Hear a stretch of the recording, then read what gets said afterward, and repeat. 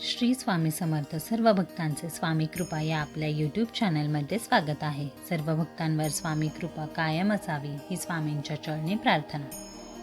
आज आपण व्हिडिओमध्ये पाहणार आहोत, जर तुम्ही हरतालिका व्रत करत असाल तर असे कोणते नियम आहेत ज्यांचे पालन तुम्ही केले तर या व्रताचे फळ तुम्हाला निश्चितच मिळेल.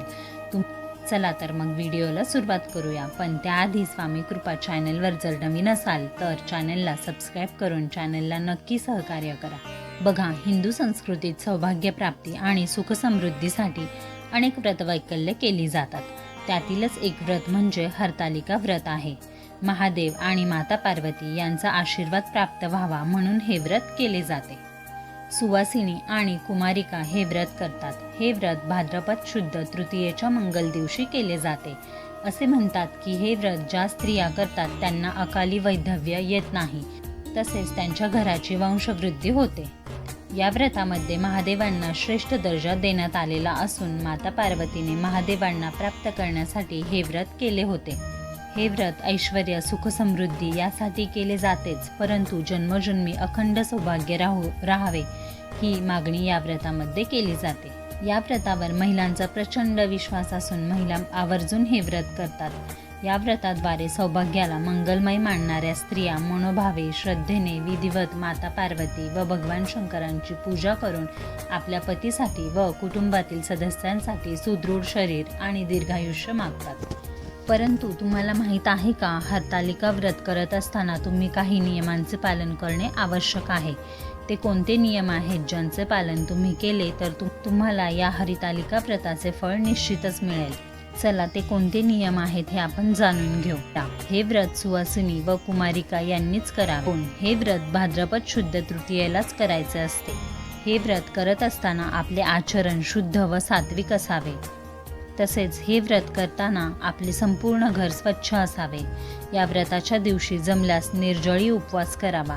परंतु ज्यांना आरोग्याचे विकार असतील त्यांनी फलाहार दूध घेतले तरीही चालेल. तसेच गर्भवती स्त्रियांनी खाऊन पिऊन या व्रताचे पालन केले तरीही चालेल. त्यांच्यासाठी कोणताही नियम नाही. या व्रताचा उपवास आपल्याला दिवसभर व रात्रभर करायचा असतो. उपवास दुसऱ्या दिवशी म्हणजेच गणेश चतुर्थीच्या दिवशी सोडायचा.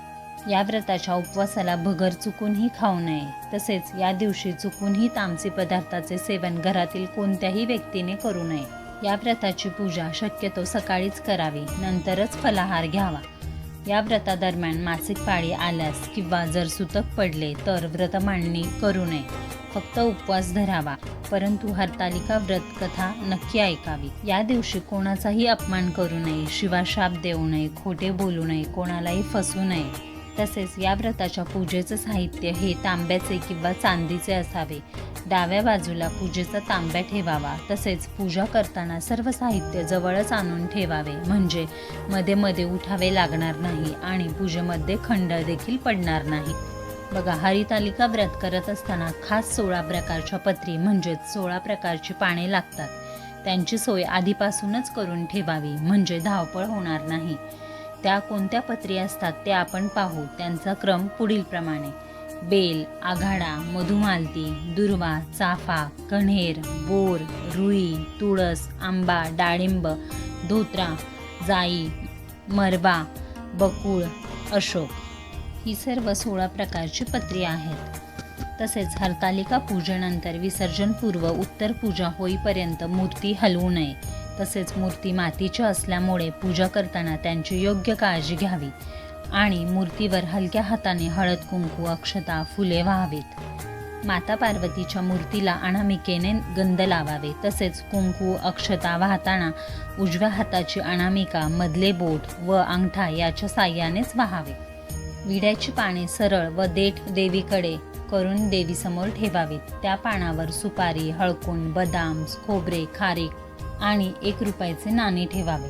देवीच्या उजव्या बाजूला घंटा, डाव्या बाजूला तेलाचा दिवा व उजव्या बाजूला तुपाचा दिवा ठेवावा. तसेच सर्वात प्रथम दिवा प्रज्वलित करून गणपती बाप्पांची पूजा करूनच माता पार्वतीची सखीसह शिवलिंग स्थापन करून पूजा करावी आणि पूजेसाठी घेतलेले साहित्य विधीपूर्वक देवीला अर्पण करावे. देवीला कापसाचे वस्त्र, कोरे वस्त्र, फणी, काजळ, गळ्यातले, बांगड्या, आरसा ही सर्व सौभाग्य द्रव्य अर्पण करावीत.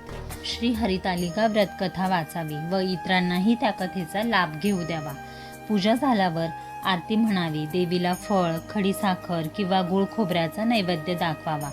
पूजेनंतर माता पार्वतीच्या नावाने 1 किंवा 5 सुवासिनींची खणा नारळाने ओटी भरावी. दुसऱ्या दिवशी उत्तर पूजा करावी. सकाळी उत्तर पूजा करून व्रताचे पाळणे करावे. तर बघा, हे सर्व नियम तुम्ही पाळले तर निश्चितच तुम्हाला या व्रताचे फळ मिळेल. हे व्रत अत्यंत प्रभावी व्रत असून शुभकारक, सौभाग्य रक्षण करणारे व्रत आहे. यश, आनंद, कीर्ती, सुख, ऐश्वर्य, वैभव प्राप्त करून देणारे हे एक महान सौभाग्य व्रत आहे.